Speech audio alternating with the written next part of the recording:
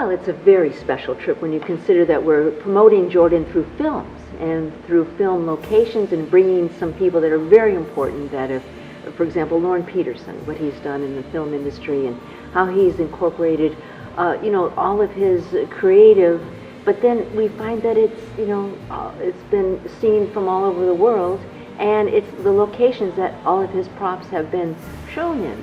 A lot of them are in Jordan, so it's really exciting to see that.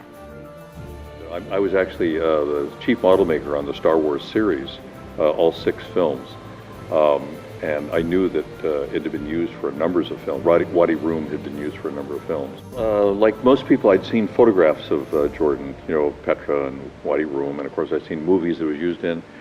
So I had high expectations, but it really exceeded those expectations. You can't imagine what Petra is like. You can only barely imagine what Wadi Rum is like, especially when you get to be there both at daytime and nighttime and a full moon. That was really spectacular.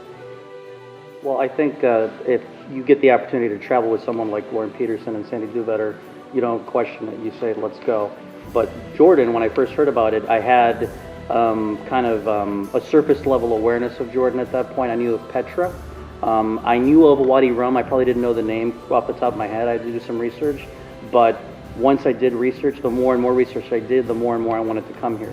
It's so diverse. As a Westerner, probably my initial perception of the Middle East is it's probably very arid, very dry, nothing but brown. And we've seen every color in the rainbow in the dress, but the terrain is rock, green. It's just all over the board. Isla was a tropical paradise. It was absolutely gorgeous. I've been absolutely gobsmacked by everything I've seen. It was definitely an experience, and I can't say anybody else has been able to say that they've been to Jordan. And I floated. The mud was interesting, doing a full mud bath. I've never done that before, and I've got to say, I don't know if it's psychological or what, but my knees, going in there for a good half hour, 45 minutes, and after the mud bath, they feel great. I haven't felt that good in years. Well, you have to understand that I'm a wooden boat builder from the northern United States and the Great Lakes, and I've never been across an ocean before. And so the thought that Jordan would be the very first place that I visited that far afield was sort of a mind blower. But I'm absolutely not disappointed whatsoever.